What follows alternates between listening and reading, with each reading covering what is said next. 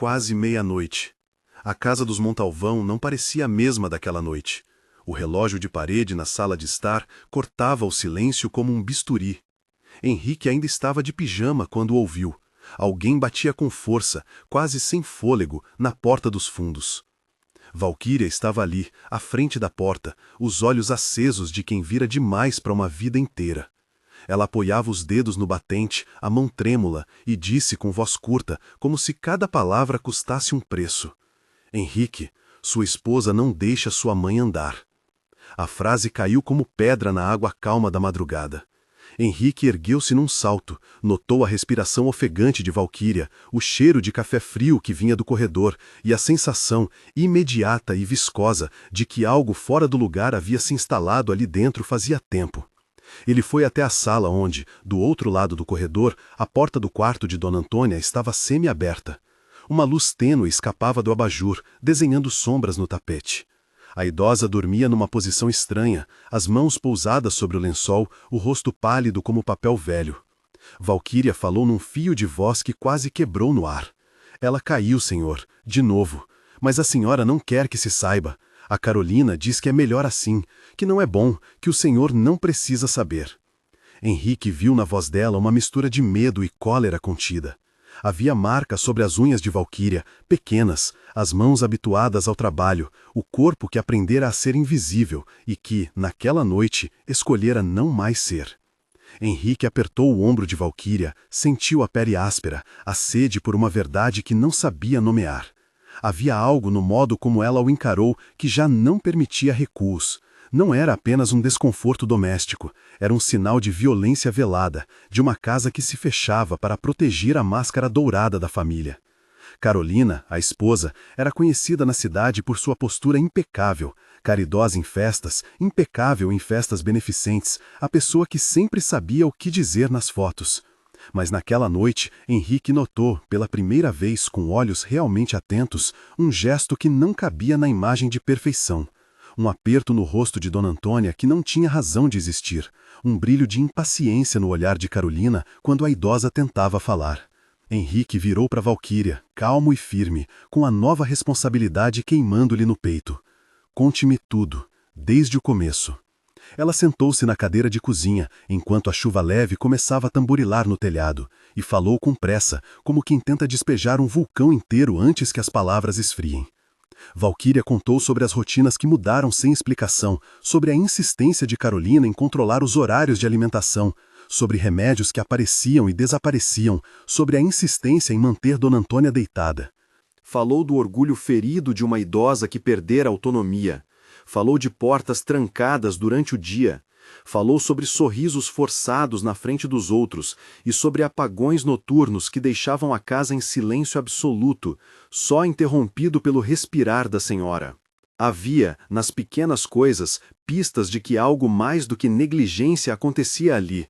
Henrique ouviu cada palavra como se pegasse peças de um quebra-cabeças que até então não soubera que existia. A tensão subiu como mercúrio. Henrique passou os dedos pelos cabelos, sentindo-se empurrado para fora da complacência que o luxo e as aparências tinham-lhe conferido. Ele havia estado distante, ocupando-se com negócios, viajando, acreditando que tudo se resolvia com dinheiro e boas intenções. Agora, diante daquele relato, percebeu a urgência de reparar o tempo perdido. Prometeu a Valquíria que ficaria ali, que investigaria, que protegeria a mãe. Ela pegou sua mão, apertou-a com força, e por um momento foram apenas dois humanos contra uma injustiça. Foi então que Henrique decidiu agir, não com alarde, não com acusações precipitadas, mas com precisão e cuidado. Ele sabia que acusações sem provas transformam a verdade em rumor, e que, no labirinto das relações familiares, uma palavra dita ao vento pode arruinar mais do que desmascarar. Por isso, naquela madrugada, começou uma investigação doméstica. Olhar atento, observar rotinas, anotar pequenos detalhes que pudessem formar um corpo de evidências, fotografias, horários, rótulos borrados, frascos fora do lugar. Tudo aquilo que a imagem social tenderia a ocultar. Se essa história está falando com você, comenta de qual cidade nos assiste. Fica comigo até o fim. Nos dias que se seguiram, Henrique abriu a casa como se fosse um pequeno tribunal doméstico. Observou a postura de Carolina, a maneira como ela atendia ao telefone com voz melodiosa e depois, ao desligar, prendia o maxilar por um segundo. As dobras limpas dos lençóis, sempre impecáveis. Os bilhetes que ela deixava para a mãe com bilhetes gentis, que pareciam mais ordens do que conselhos. Observou a forma como ela inspecionava os remédios, como se visse algo que só a deixava segura. Observou, enfim, a distância que ela construíra entre a mulher que cuidava e a filha social. Mas nada havia de imediato e claro. A casa continuava reluzente, os espelhos polidos. O que Henrique encontrara era o que Valquíria chamava de microviolências, gestos de exclusão, restrições pequenas que, somadas, construíam uma prisão velada. Isso o angustiava e o mantinha alerta. Numa manhã ensolarada, Henrique levou Dona Antônia para uma consulta com o Dr. Humberto, um médico de família que conhecia a família há anos. Não era apenas para confirmar suspeitas, era para ouvir um profissional fora da casa. O consultório era acolhedor e tinha o cheiro discreto de livros velhos. O médico cumprimentou-os com um sorriso que não escondia preocupação. "Henrique, como ela está?" A resposta veio contida, mas sincera. "A mãe está frágil, doutor, mais do que eu esperava." O exame foi cuidadoso. Dr. Humberto avaliou a aparência geral, perguntou sobre apetite, sono, quedas recentes. Henrique descreveu o comportamento, os indícios. O médico não fez diagnósticos sumários, evitou termos exagerados, mas foi direto. Sinais de desuso físico, musculatura enfraquecida, algo que pode ser consequência de imobilidade prolongada, e a necessidade de investigar o que estava sendo administrado. Não por acusar alguém, disse ele, mas por ética profissional. Quando algo na rotina de um idoso foge ao padrão, é obrigação do médico checar. Pediu exames simples, solicitou que trouxessem os frascos de medicamentos para uma conferência e marcou um retorno. A sensação de que havia algo escondido crescia. Henrique começou, com cautela, a vasculhar o quarto de mãe. Não havia sinais de violência explícita, nada que denunciasse um ataque. Havia, porém, um pequeno armário de medicamentos. Entre as caixas alinhadas, um frasco chamou a atenção. Vidro escuro, tampa de rosca, rótulo parcialmente apagado pelo tempo e pelo manuseio. Henrique não tinha conhecimento técnico para identificar o conteúdo, nem precisava. O frasco era uma peça de um quebra-cabeças. Pediu a Valquíria que o entregasse ao médico. Seria objeto de análise, simples como isso, para garantir que nada ali colocasse a saúde da mãe em risco. Ele evitou confrontos precipitadamente. Sabia, por experiência de negócios, que a verdade precisa ser construída com paciência. Carolina, ao perceber a mudança na atenção do marido, reagiu com elegância forçada. No almoço, serviu a mesa com mãos alvas e voz controlada. "Isso vai acabar num mal-entendido", disse, com um sorriso que parecia colado. "Minha mãe sempre foi assim, um pouco de melancolia, uns nãos para algumas caminhadas. Você exagera, Henrique." Era a velha técnica, minimizar, colocar o filho numa posição de dúvida. Henrique escutou, sem se alarmar, e respondeu com firmeza: "Não é sobre exagero ou não, é sobre a mãe, vou cuidar disso." Carolina apertou os lábios e, por trás de sua máscara, uma sombra de desagrado passou. Nos dias seguintes, Henrique organizou tudo com discrição.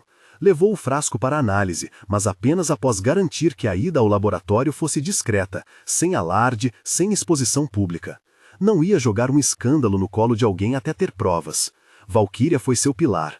Entre pequenos afazeres e tarefas da casa, ela entregou testemunhos que se acumulavam como pequenos tijolos da verdade. Contou sobre noites em que encontrara a mãe dormindo de forma estranha, sobre frascos trocados de prateleira, sobre a vez em que tentara pedir ajuda e fora demovida com palavras duras de Carolina. "Ela dizia que eu não entendia a família, que eu queria atenção", murmurou Valquíria. A sua voz carregava uma tristeza que não queria ser piedade, apenas justiça. A investigação, porém, começou a deixar marcas. Carolina tornou-se mais vigilante. Enquanto sorria para convidados, seus olhos vasculhavam a casa. Seu telefone vibrava com mensagens que Henrique não via, bilhetes que ela deixava em lugares estratégicos. Em público, mantinha a compostura. Em privado, sua frieza vinha à tona como lâmina. Em uma noite, Henrique surpreendeu-a no corredor, falando sozinha, com o rosto fechado como numa oração de raiva. Ela ainda manteve a versão. É pela estabilidade da mãe, ela precisa de limites. Mas agora havia também frases cortadas que delatavam um ressentimento mais profundo. Não vou perder tudo pelo capricho dela. As suspeitas se transformaram em um ponto de convergência quando o resultado preliminar do exame médico trouxe algo inquietante. Havia sinais de sedação leve em amostras que o médico requisitara, suficiente para explicar certos episódios de sonolência e algumas quedas, mas nada que automaticamente apontasse para crime sem uma análise laboratorial mais detalhada. Dr. Humberto foi cauteloso na palavra e claro na ação. Temos indícios para investigar. Precisamos do frasco para exame toxicológico e de um levantamento médico mais amplo. Vou registrar tudo, por protocolo. Ele não fez acusações, mas deixou a porta aberta para medidas legais e administrativas caso necessário. Henrique sentiu o alívio e a responsabilidade. Havia agora um caminho técnico que justificava medidas mais duras. Ao mesmo tempo, a família começou a perceber uma mudança de maré. Henrique, que até então havia dificuldades em conciliar a vida de executivo com a casa, passou a frequentar mais a residência. Ele instalou câmeras internas, não para espiar, mas para documentar rotinas em caso de litígio futuro. Pediu ao motorista que trouxesse receitas médicas para a conferência. Anotou horários de caminhadas, de alimentação, de sono. Em público, manteve a postura. Afinal, qualquer atitude desmedida poderia inverter as suspeitas e transformá-lo no agressor aos olhos de quem só via a fachada. Carolina, por sua vez, varreu os cantos com arrojo. Era como se só uma limpeza total pudesse ocultar rastros. As tensões culminaram numa noite que parecia retardada para explodir. Depois de uma discussão silenciosa sobre os cuidados de Dona Antônia, Henrique tentou conversar com Carolina numa tranquilidade que ele mesmo não sentia. Eu quero que nossa mãe viva dignamente, que ande se puder, que fale se quiser. Podemos trabalhar juntas, Carolina, não precisamos nos afastar. Carolina olhou-o como se ele pedisse por algo inalcançável. Você não entende, Henrique. Quando você está fora, eu sou a responsável. Não é simples assim. A voz dela carregava uma nota de possessão. E então, num instante, a máscara caiu. Em parte, veio à tona uma explosão contida. Ela poderia arruinar tudo, os negócios, as aparências. Eu não vou permitir que a vaidade de uma velha destrua o que construímos. As palavras eram duras. Henrique recuou, atordoado, mas com clareza renovada. Com um tom que não aceitava mais manipulações, ele disse: Sua raiva não me protege do que é certo. Aqui, o certo é cuidar da minha mãe. Carolina então levantou a voz, e por um segundo houve uma cena que parecia saída de um filme. Ela, elegante e feroz, ele, incrédulo e cansado. Valquíria, na cozinha, fez silêncio, as mãos fechadas ao lado do corpo. A ruptura aconteceu num corredor, sob a luz pálida de um abajur. Não houve violência física. Houve antes a exposição de um conflito profundo. Amor, controle, medo do perder. Elementos que se chocavam e se alimentavam mutuamente.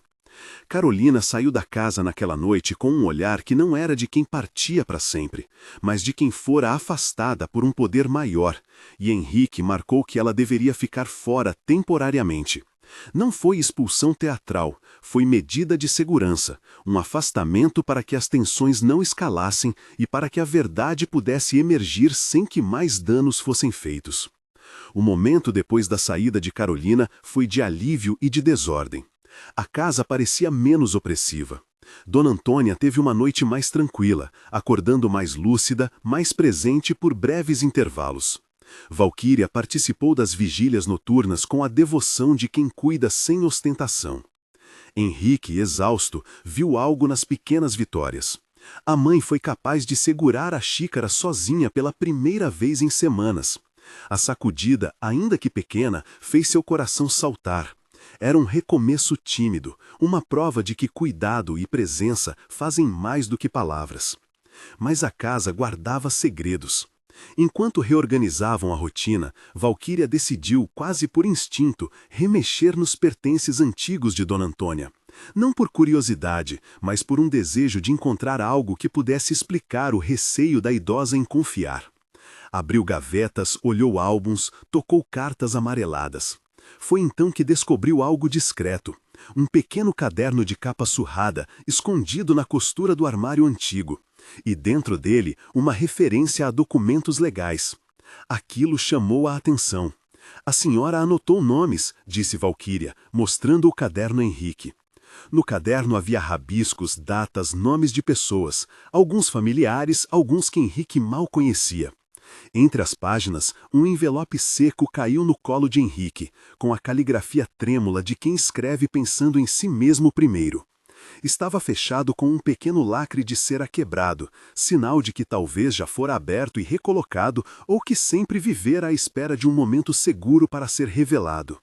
Não havia envelope maior, nem ostentação, apenas um pedaço de papel, uma coisa pequena, íntima. Henrique sentiu o ar parecer mais denso. O envelope trazia no canto um símbolo que ele reconhecia vagamente. O brasão antigo da família, usado em certidões e documentos formais. Ali poderia estar um testamento? A palavra testamento soou na cabeça como tambor. Um documento oculto que decidia sozinho dar voz a uma vontade final. Por que Dona Antônia o teria guardado tão discretamente? No momento da leitura, Henrique sentiu o ar parecer mais denso. O envelope trazia, no canto, um símbolo que ele reconhecia vagamente. O brasão antigo da família, usado em certidões e documentos formais. Ali poderia estar um testamento? A palavra testamento soou na cabeça como tambor. Um documento oculto que decidia, sozinho, dar voz a uma vontade final. Por que Dona Antônia o teria guardado tão discretamente? Havia medo, talvez. Medo de que, caso a família visse, a vontade fosse sufocada. Medo de que pessoas próximas conspirassem, por vingança ou por ganância. Henrique segurou o envelope e sentiu a vida inteira de sua mãe, toda a fragilidade e também a força silenciosa do passado.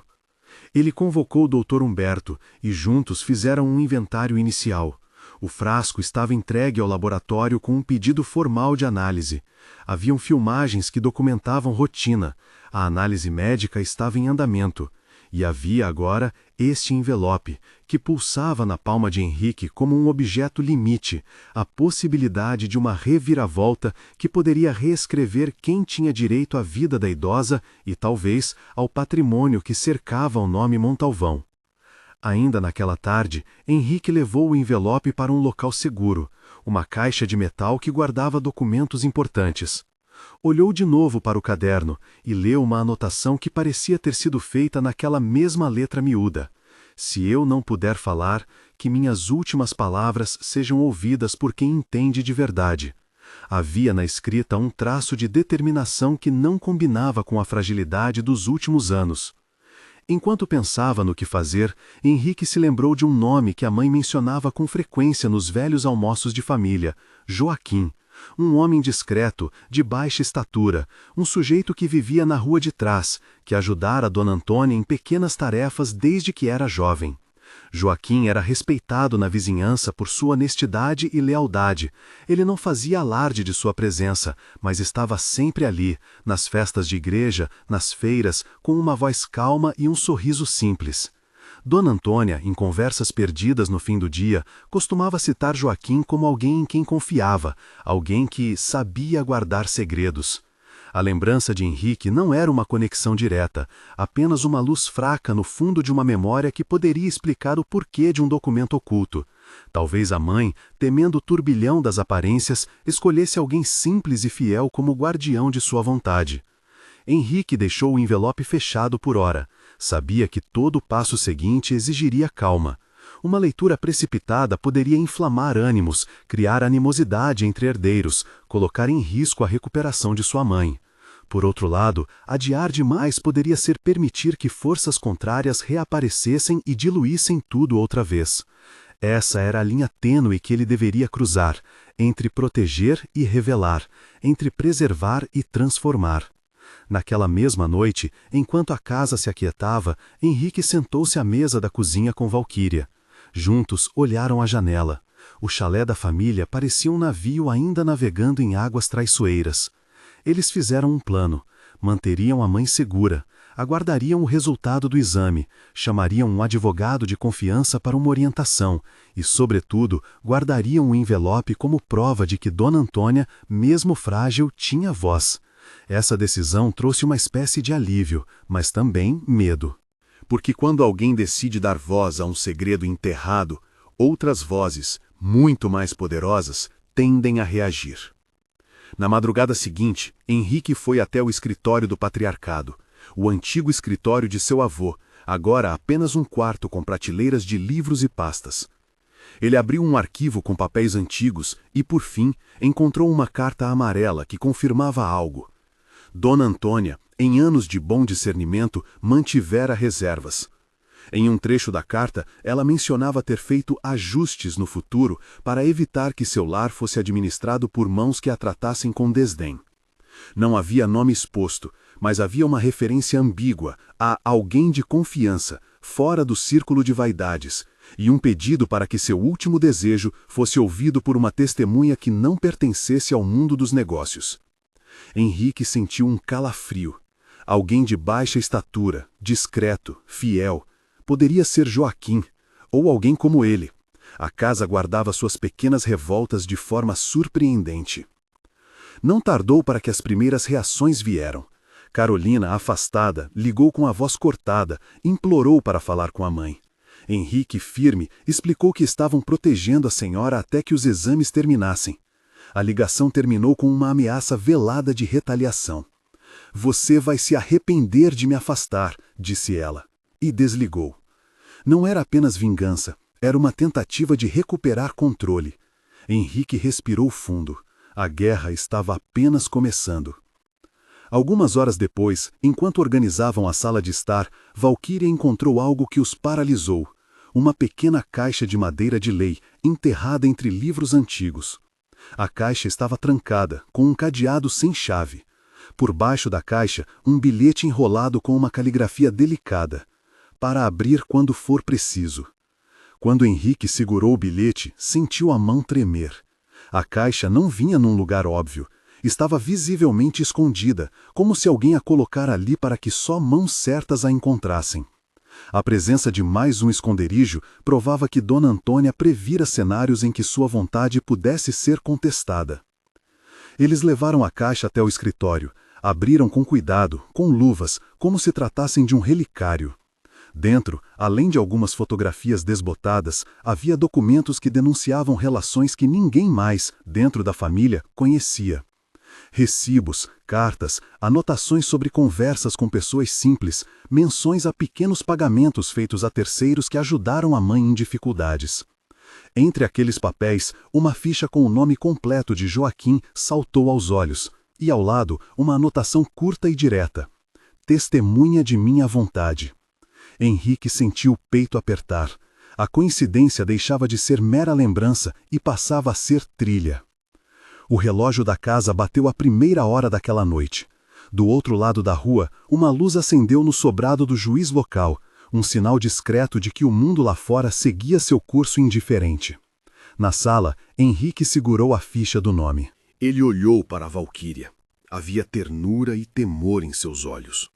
Ambos sabiam que, ao buscar Joaquim, não buscariam apenas um homem de reputação correta. Buscariam alguém com coragem para falar em voz alta o que a sociedade muitas vezes quer calado. Eles decidiram então pela prudência. Procurar Joaquim primeiro, apenas para conversar. Não tinham ainda a intenção de tornar público nenhum documento. Quiseram apenas ouvir. Pois quando se trata de vontades deixadas em segredo, a escuta é o primeiro passo para a justiça. E a justiça, como Henrique aprendera naquela semana, poderia vir por caminhos que ninguém imaginara. Ao deixarem a casa, o sol nascia timidamente no horizonte. A cidade acordava sem saber do terremoto silencioso que agitava a mansão Montalvão. Henrique sentiu, naquele alvorecer, que a vida se tornara uma balança entre o passado e o presente, entre as aparências e as pequenas verdades que, quando reveladas, transformam destinos. Havia medo, sim, havia também um fio de esperança. E assim, com o frasco entregue para exame, com a caixa aberta e com um envelope guardado à espera de um momento seguro, começava a se delinear um novo capítulo. Um segredo havia sido encontrado.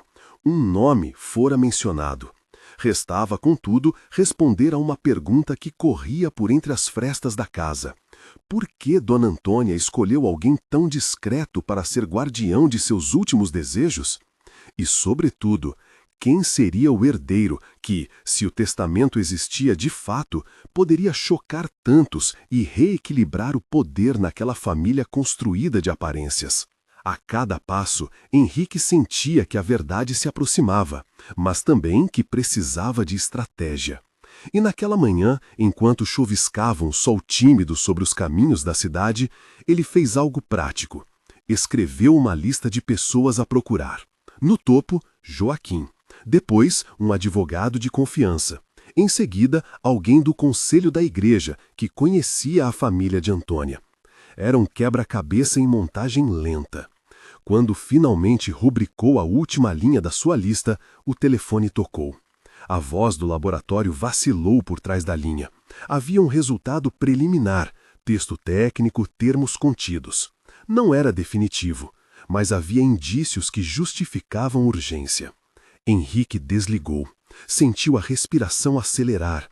Era o sinal de que a investigação caminhava de fato para algo maior. Havia naquela ligação a promessa de que em breve coisas antes ocultas se tornariam visíveis. Ele guardou o envelope no bolso interno do paletó e olhou pela janela. A cidade respirava, e no silêncio entre os prédios havia a sensação de um tempo a ser vencido. O teste, o frasco, o caderno e a ficha com o nome de Joaquim formavam agora um triângulo de possibilidades. Em algum lugar, uma chave para a verdade esperava ser usada. Em algum lugar, um homem discreto, de baixa estatura, mas de grande integridade, poderia se tornar protagonista daquilo que a sociedade achava que conhecia sobre poder e pertença. Henrique saiu para procurar Joaquim. Não para fazer acusações, apenas para ouvir e descobrir. Ele batia na porta humilde daquela casa com um coração pesado e a convicção leve. Havia de lutar porque a mãe pudesse ser ouvida, e porque, no centro de tudo, havia uma simples justiça a ser restituída, a dignidade de um ser humano que, mesmo nas suas fraquezas, tivera a claridade de escrever seu último desejo. Quando a porta se abriu, Henrique viu Joaquim pela primeira vez de perto. Era um homem compacto, rosto marcado pelo tempo, mãos firmes, olhos que sorriam com discrição. Ele recebeu Henrique sem alarde. Havia uma calma quase profissional no modo como fechou a porta. Não havia nenhum traço de espetáculo. Joaquim ofereceu uma cadeira, um copo d'água e a conversa começou. Henrique falou rápido, como quem tem pressa de arrumar a cidade inteira de uma vez. Joaquim escutou, com paciência de quem já vira muito. No decorrer dos minutos, Joaquim revelou que, sim, conhecia bem Dona Antônia, que fora amigo dela desde a juventude, que a visitava nas festas, que também a ajudara com pequenas coisas, sem indicação para ganhar favor.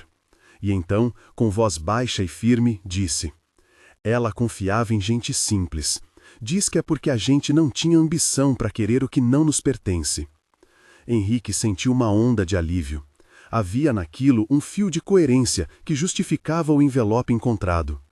Mas Joaquim também disse algo que deixou os dois em silêncio. Ela dizia às vezes que se a hora chegasse, tinha vontade de doar a quem cuidou dela de verdade. A frase deixou uma lacuna. Henrique olhou para Valquíria, que estava presente, e viu nos olhos dela uma luz de possibilidade. Valquíria, a mulher que, com trabalho humilde, havia se tornado a voz que denunciara o problema, poderia, o pensamento brotou, perigoso e doce, ser o nome que transformasse a dinâmica da família. Era um herdeiro improvável, sim, era também poeticamente justo. Henrique sentiu a pele arrepiar. Ainda não havia confirmação, mas ali, naquele momento, algo se mexia. a possibilidade de que a justiça simbólica tomasse forma através da escolha de Dona Antônia. Todavia, ouvir Joaquim falar não era a prova, era apenas uma pista mais no mapa da verdade. E o mapa agora precisava ser traçado com cuidado. Ao deixarem a pequena casa, Henrique pensou no envelope no seu bolso. O objeto parecia pulsar como um coração. Ele caminhou de volta para a mansão, para a sala onde o relógio batia, e sentiu que o passo seguinte exigiria coragem. Ainda havia dúvidas, riscos e ressentimentos latentes. Mas a pesquisa, o frasco, o laudo preliminar, a caixa com a ficha de Joaquim e o caderno com a anotação haviam mudado a casa. O silêncio já não era cúmplice, era apenas o prelúdio daquilo que viria. Quando Henrique abriu a porta do escritório, o sol iluminou o envelope em sua mão. Ele colocou sobre a mesa junto aos papéis e fitou por alguns segundos a caligrafia envelhecida. Lá fora, o barulho distante de um carro aproximando-se. Era a vida que voltava para cobrar respostas. Dentro da casa, um segredo esperava para ser chamado pelo seu nome. O que Henrique ainda não sabia era como a revelação daquele nome mudaria para sempre as relações e quem se ergueria como herdeiro naquele drama familiar. Henrique guardou o envelope sobre a mesa e não conseguiu permanecer ali parado muito tempo. A notícia do laboratório pairava como uma sombra.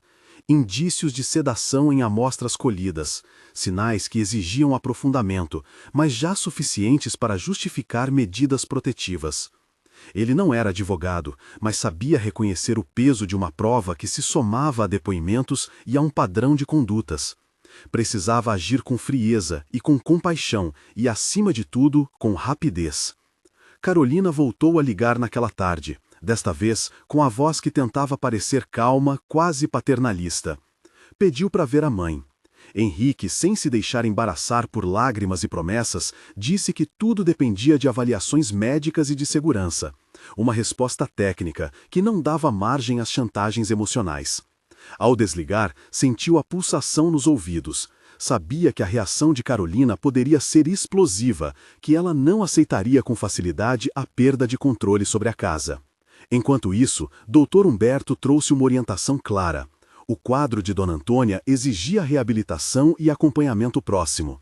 Não se fazia acusação pública naquele instante, fazia-se proteção.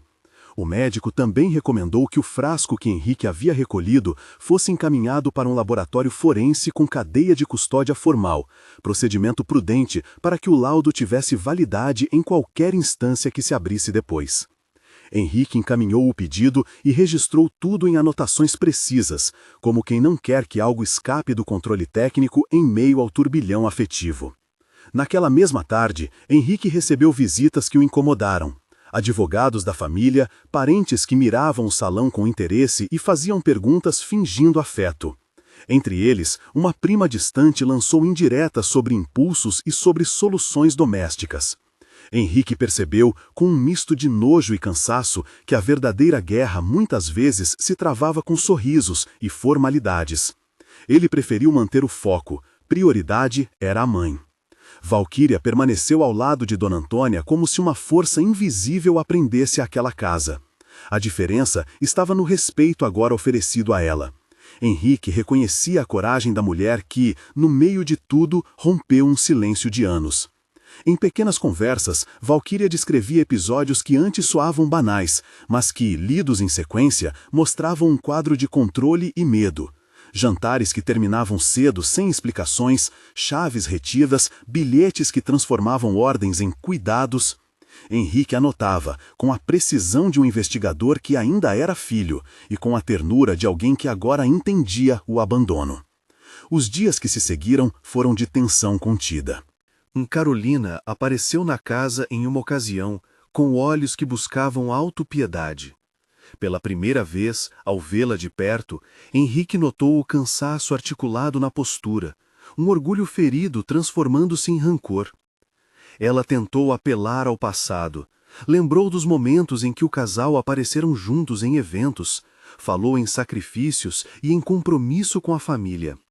Henrique ouvia e, em silêncio, pensava em quantas vidas eram cruéis quando envoltas em máscaras de devoção. Não houve gritos, apenas palavras cortantes. A certa altura, Carolina tentou, de modo sutil e condescendente, recuperar acesso a alguns objetos pessoais de Dona Antônia. Foi quando Henrique pediu que ela procurasse seus próprios pertences e saísse até que houvesse clareza. É uma medida temporária, disse ele com firmeza. Ela reagiu com um aviso velado, mencionando consequências e disputas que poderiam ser desagradáveis para todos. Henrique não respondeu. Conhecia aquele tipo de ameaça, troféu de quem não se dispunha a perder controle sem pagar preço. Foi nessa maré que surgiu a necessidade de convocar formalmente as pessoas que poderiam validar o que estava por vir. Henrique procurou um advogado de confiança, um profissional discreto, que já conhecia a família e que concordou em prosseguir com cautela. O advogado sugeriu reunir testemunhas e localizar registros que confirmassem a autenticidade do documento oculto. O envelope, retirado do bolso com reverência contida, passou a ser peça central de uma sequência de passos que precisavam ser feitos sem alarde. Registrar o conteúdo, verificar a assinatura, identificar testemunhas que pudessem confirmar a vontade de Dona Antônia.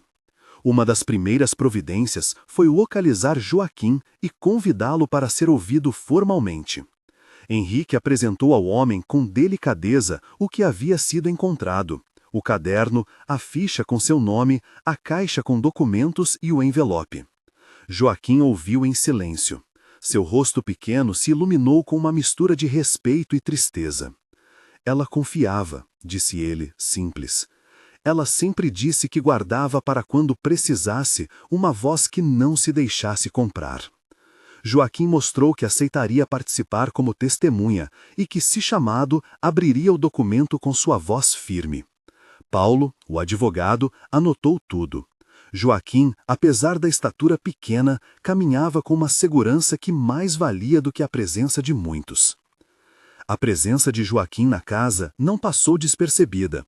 Vizinhos e conhecidos antigos que lembravam de sua relação de proximidade com Dona Antônia começaram a comentar discretamente que aquele homem sempre esteve por perto. Para muitos, a explicação parecia simples. Antipatias da grande fortuna despertavam ciúmes e os que eram humildes ganhavam desconfiança. Para Henrique, era a reafirmação de que a escolha da mãe não era aleatória. Estava calcada em anos de confiança silenciosa. Houve resistências. Carolina, ao ouvir que Joaquim poderia ser convocado para participar de qualquer leitura, fez esforços para desacreditá-lo, insinuou que ele queria fama, que não era confiável. Valquíria, contudo, não se intimidou. Em sua fala havia dignidade. Eu cuido da senhora porque a senhora sempre me tratou com respeito. Não tenho interesse em fortuna. Quero só que ela viva com dignidade. Sua voz não tremeu quando disse aquilo. Era a mesma voz que, meses antes, batia à porta, desesperada. Enquanto as peças se ajeitavam, o laboratório liberou um laudo mais consistente. O relatório técnico, redigido em linguagem controlada, apontava traços compatíveis com substâncias de efeito sedativo em amostras coletadas no período em que Dona Antônia apresentara sonolência incomum. A conclusão não dizia, em nenhum momento, que houvesse intenção criminosa. Essa seria uma determinação para instâncias jurídicas, mas sugeria que havia elementos que justificavam investigação e medidas protetivas. Henrique sentiu um peso a menos e, ao mesmo tempo, a responsabilidade amplificada. Aquilo permitia que ele solicitasse medidas formais para proteger a mãe, sem parecer um filho ciumento ou um homem movido por caprichos. Uma manhã, Carolina apareceu de forma inesperada na porta principal. Vestia um vestido de cor neutra, cabelos impecáveis e um sorriso que tentava preencher o entorno com normalidade. Não pediu licença, entrou como se a casa lhe pertencesse ainda. Henrique, que estava no escritório, levantou-se. A tensão era palpável. "Quero ver a mãe", disse ela com voz controlada. Henrique respondeu que a visita poderia ser agendada pelos canais formais e que havia protocolos médicos a cumprir. Carolina, na sua pressa, esticou a mão para alcançar um porta-retratos na estante, talvez por hábito, talvez para tocar um símbolo, e Henrique, por reflexo, posicionou-se entre ela e o objeto. O gesto foi pequeno, mas suficiente para tornar explícito que as relações de poder haviam mudado. No calor daquele momento, Carolina deixou escapar uma acusação velada. Você não pode me tirar dela, eu dei tudo por essa casa. Henrique olhou para ela e disse com a calma de quem não queria mais discutir retórica, mas sim fatos. Ela escreveu sua vontade, e a vontade dela será respeitada. A frase pegou em Carolina como um golpe, o rosto se contraiu. Em vez de argumentar, ela saiu, batendo a porta com leveza calculada, como se quisesse mostrar que a ausência não seria sentida. Os riscos, porém, sempre voltavam. Na noite seguinte, ao checar as câmeras internas, Henrique percebeu uma atividade estranha no escritório onde guardavam documentos. Passos, a luz que se acendia por segundos. Alguém havia tentado mexer no móvel onde estava a caixa de metal. Valquíria, que fazia ronda noturna, ouviu ruídos e foi verificar. Encontrou a porta do escritório entreaberta e marcas de dedos no puxador da caixa. Não havia sinais de arrombamento, apenas indícios de que alguém mexera às pressas. Imediatamente, Henrique chamou o advogado e formalizou um boletim de ocorrência, não com a intenção de fazer espetáculo, mas para registrar o fato. A partir dali, as coisas tornaram-se mais tensas. Carolina acusou Henrique de usar das gravações e dos exames para fazer teatro. Henrique, por sua vez, soube que precisava proteger o material com ainda mais rigor. Mandou cópias para uma caixa de segurança bancária e deixou cópias com o advogado. Decidiu que a leitura do documento deveria ocorrer em ambiente controlado, com testemunhas idôneas e com a presença do Dr. Humberto e de Joaquim. Era hora de abrir o envelope. Era hora de que as últimas vontades de Dona Antônia ganhassem voz pública. A cerimônia foi marcada de forma discreta. Poucas pessoas, mas suficientes para dar fé àquilo que seria lido. Um pequeno auditório do cartório da cidade foi reservado. No convite, palavra por palavra, Henrique escreveu que se tratava de um ato de família, que exigia dignidade. Compareceram o advogado, o médico, Joaquim, Valquíria, alguns parentes que aceitavam testemunhar e uma registradora do cartório que poderia, se necessário, lavrar ata sobre o ato. Carolina, com resistência, enviou uma procuradora para estar presente. Ela mesma não compareceu, alegando questões de saúde. Preferiu manter-se distante, mas preparada para contestar. A sala estava encharcada de silêncio quando Joaquim, trajando camisa simples e um casaco surrado que lhe conferia humildade, aproximou-se da mesa. A pequena estatura dele não escondia a postura firme. Seus olhos, escuros e calmos, varreram o rosto dos presentes. O som do papel sendo desdobrado quebrou o silêncio. O envelope, cuidadosamente aberto por Joaquim, trouxe à luz a letra trêmula de Dona Antônia, suas palavras alinhadas como quem escrevia para si mesma, mas com força suficiente para ecoar naquela sala. Antes que a leitura começasse, o advogado fez uma breve explicação procedimental. O documento havia sido autenticado, havia sinais de cuidado, e as testemunhas chamadas naquele ato oficiariam a veracidade do processo. Ele ressaltou ainda que existiam meios legais para a contestação, mas que, enquanto isso não ocorresse, o desejo do testador expressado de forma legítima merecia ser respeitado. As palavras foram técnicas, necessárias para não transformar o momento em tribunal, mas para assegurar um ambiente de seriedade. Joaquim tomou a palavra e sua voz, limpa e sem exaltação, deu início à leitura. As pausas eram longas.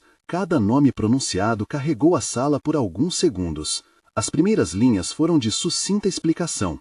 Dona Antônia declarava que havia sofrido mudanças em sua rotina, que sentira-se nos últimos anos em situações que lhe tiraram a tranquilidade e que, por esse motivo, decidiu reorganizar seus últimos bens para que quem cuidasse dela de fato fosse beneficiado. A declaração, já no parágrafo inicial, mostrava uma mulher que buscava reparar o que considerava injusto. Então, veio o ponto que todos esperavam, e que, ao mesmo tempo, ninguém poderia prever com certeza: a nomeação do herdeiro. Joaquim, com a voz seca, leu: Declaro, por estas minhas últimas palavras, que meu desejo é que parte substancial de meus bens, bem como a posse de minha residência, sejam destinadas a garantir a continuidade dos cuidados de minha pessoa e a manutenção daqueles que, em silêncio, me cuidaram sem buscar nada em troca. Nomeio como beneficiária principal a senhora Valquíria Martins, a quem confio o dever de zelar por minha dignidade nos dias que me restarem. Peço que se estabeleça um fundo administrativo que garanta que sua família seja preservada e que sua função de cuidadora seja reconhecida de modo a proporcionar-lhe condições de vida dignas. Revoque-se qualquer disposição que considere priorizar o interesse de quem demonstrou, por atos ou omissões, negligência ou excesso de controle sobre meu bem-estar. O som que se seguiu foi o de um copo de água sendo colocado. Mãos se fecharam, bocas abriam em surpresa. Carolina, que acompanhava por intermédio de sua procuradora, fez um gesto brusco de incredulidade. A palavra Valquíria parecia uma lâmina cortando camadas de privilégio. Para muitos ali, o nome soou como um descompasso. A empregada, que antes era invisível, agora saía nomeada como herdeira de parte significativa dos bens. A leitura continuou, estabelecendo mecanismos, a criação de um fundo de manutenção, administrado por terceiros imparciais, a garantia de que quaisquer valores destinados à manutenção de Dona Antônia seriam aplicados exclusivamente para seu cuidado e para amparar a cuidadora. Havia cláusulas que pediam transparência, que solicitavam auditoria por parte de uma instituição de confiança, uma referência discreta a uma comissão de igreja ou a um advogado idôneo, e que excluíam quem, por ações comprovadas, tivesse prejudicado sua saúde. As palavras, simples e diretas, tinham o efeito de um vendaval, redesenhavam em poucas linhas a distribuição entre laços afetivos e interesses materiais. A reação de Carolina não se fez esperar. Ela pediu à procuradora que questionasse a validade daquele documento, insinuando pressões sobre a idosa, sugerindo que naquele estado de fragilidade não se poderia validar um testamento.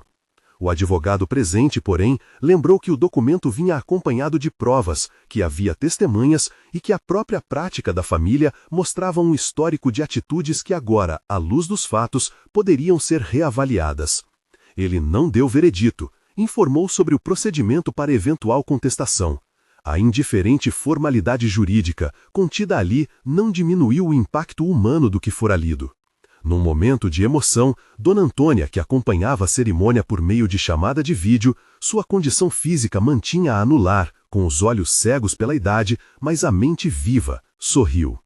A tela tremia quando ela falou poucas palavras, pronunciando lentamente: "Sempre soube quem esteve comigo." A fala foi pequena, mas suficiente para reconfirmar que a escolha vinha do âmago de uma lembrança viva. Henrique, ao ouvir o nome de Valquíria, sentiu um turbilhão de emoções: alívio, justiça, vergonha por não ter visto antes e gratidão por quem, com coragem silenciosa, dera voz à verdade. Ele se aproximou de Valquíria e segurou suas mãos de modo que o gesto fosse testemunha, não de troca material, mas de reconhecimento humano. Os parentes reagiram com diferentes tons. Alguns ficaram incrédulos, outros resmungaram, e houve aquele silêncio cortante que vem quando privilégios são questionados. Carolina, por sua vez, assumiu postura de indignação pública. Anunciou que iria contestar o documento, que não permitiria que falsos moralismos guiassem a disposição do patrimônio.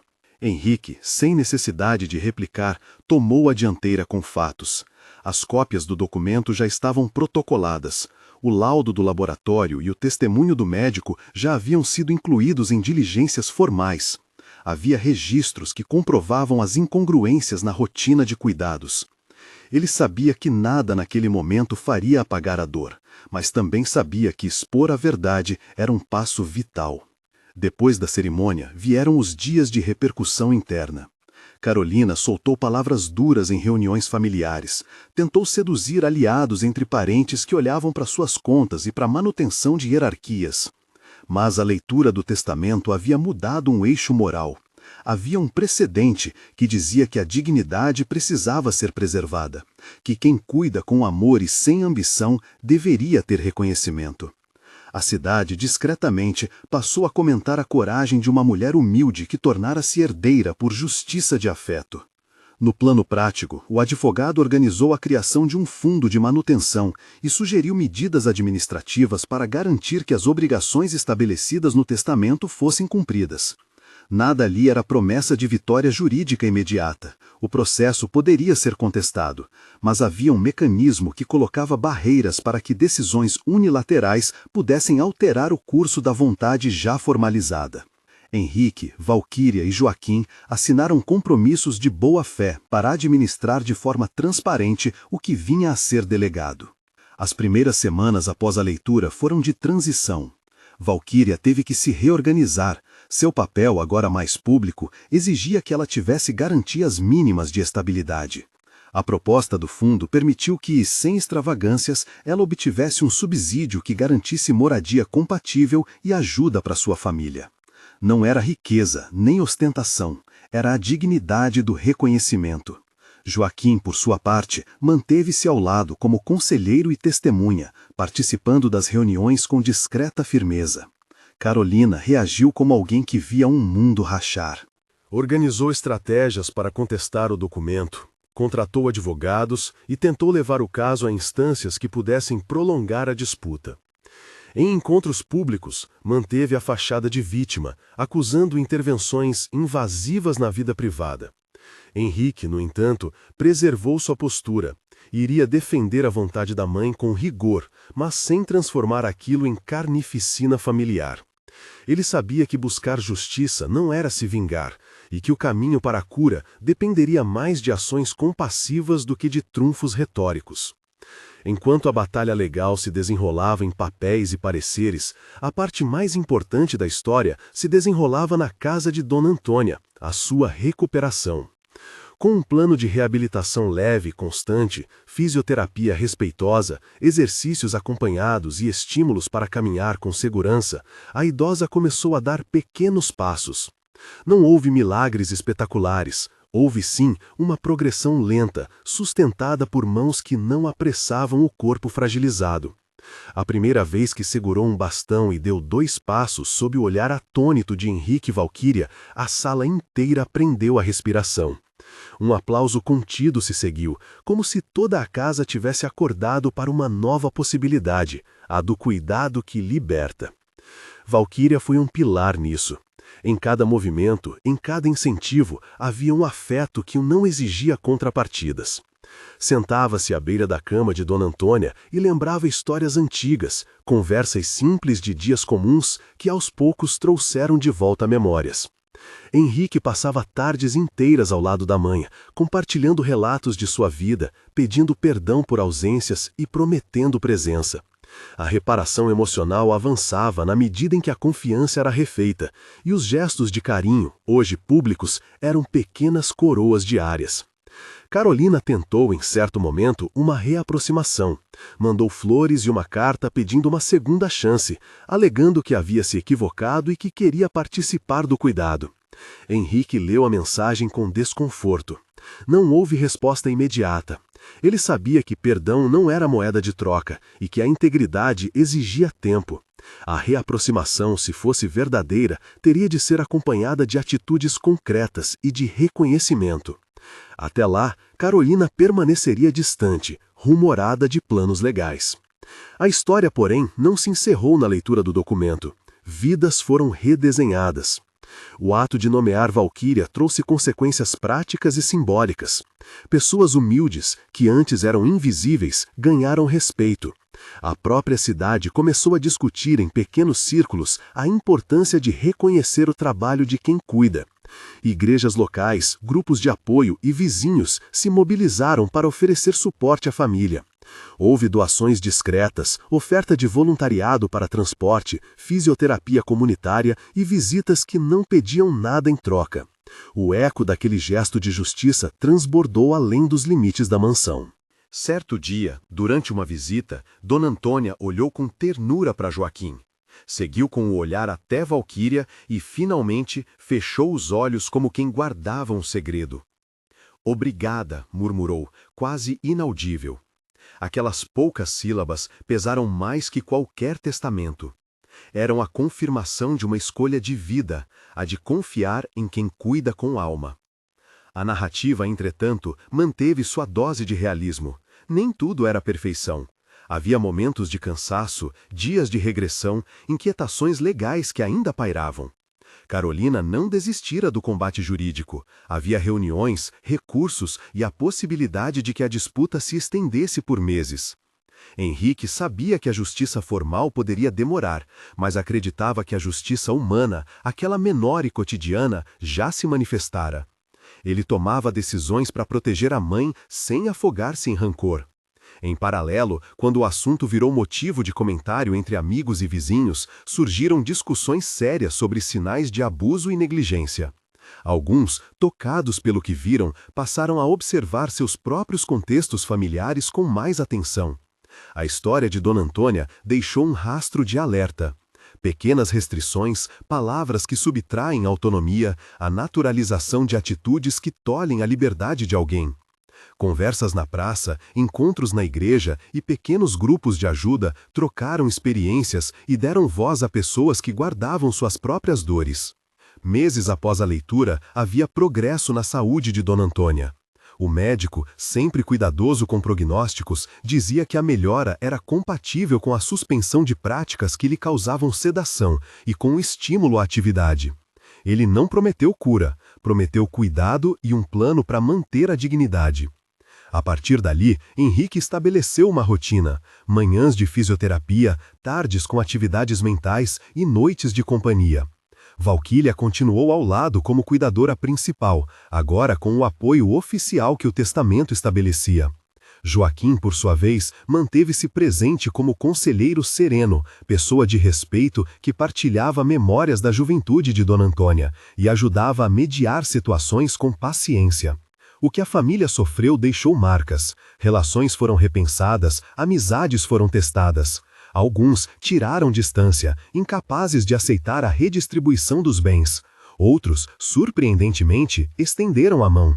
Henrique aprendeu que proteção não se dá apenas com documentos, dá-se com presença, com escuta, com coragem para enfrentar o que dói. Ele aprendeu também que a reparação, quando possível, é um trabalho coletivo. Num desses finais de tarde, sentado ao lado da janela, Henrique observou a mãe sentada em uma cadeira com uma manta sobre os joelhos. Ela olhava para o jardim, onde flores simples cresciam, e sorriu. «Fiz coisas erradas na vida», disse ela de repente, falando para o filho. Henrique segurou a mão dela, sentiu a pele fina e o calor que ainda pulsava. «Mas também fiz escolhas», continuou ela. Escolhi quem me cuidaria se eu um dia não pudesse falar. A frase trouxe um alívio que se consolidava. A vontade havia sido escrita, preservada e respeitada.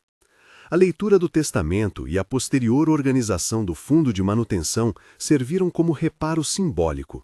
Não eram bálsamos para feridas profundas, mas eram reconhecimento de que quem cuida merece ser protegido. Para Valquíria, a nomeação trouxe responsabilidade e também uma revoltada na vida. Abriu a oportunidade de um futuro mais estável e permitiu que ela cuidasse sem medo de ficar sem sustento. Para Joaquim, foi a recompensa de uma lealdade antiga que tomara corpo na fala final de uma amiga. Quanto a Carolina, a disputa legal seguiu seu curso. Em audiências e petições, tentou provar que a idosa estava influenciada e que o documento poderia ser anulado. O processo caminhou, com ritos e prazos, sem conclusões imediatas. A verdade, no entanto, havia penetrado em outras instâncias. Havia testemunhos, havia laudos, havia um movimento social que reconhecia a importância de quem se dedica aos cuidados. Esse conjunto pesou mais nas consciências da cidade do que quaisquer palavras eloquentes. No cerne da história ficou a lição maior, que as estruturas de poder são frágeis quando confrontadas com a decisão de uma pessoa de dar voz à sua vontade. Dona Antônia, mesmo com a fragilidade do corpo, não ficou sem expressão. Ela deixou uma marca, que a dignidade humana não se compra nem se disfarça, preserva-se com reconhecimento e cuidado. Henrique, por sua parte, entendeu que a convivência humana exige vigilância amorosa e que, às vezes, o amor também é reconhecer nossos erros e corrigi-los com ações. A casa dos Montalvão, ao longo do tempo, mudou de tom. Não era mais apenas palco de aparências, tornou-se lugar de cuidados reais, de conversas costumeiras, de pequenos rituais que garantiam que a dignidade fosse respeitada. E quando, algumas tardes depois, Dona Antônia levantou-se com a ajuda do andador e deu alguns passos pelo corredor que tantas histórias havia testemunhado, Henrique, Valquíria e Joaquim assistiram com lágrimas contidas. Foi uma pequena vitória, mas uma vitória bonita. O corpo respondia, aos poucos, à presença de mãos que não o aprisionavam. No final, o gesto de abrir o testamento, realizado por Joaquim, um homem de estatura pequena, mas de estatura moral imensa, simbolizou mais do que a leitura de um documento. Marcou o triunfo da voz dos humildes sobre a prepotência das aparências. A cidade, testemunha discreta de tudo isso, aprendeu que a justiça pode começar por um ato simples, reconhecer a verdade de quem cuida. E se restou alguma dúvida sobre o que fazer diante de sinais semelhantes em outras casas, a lição foi simples e urgente.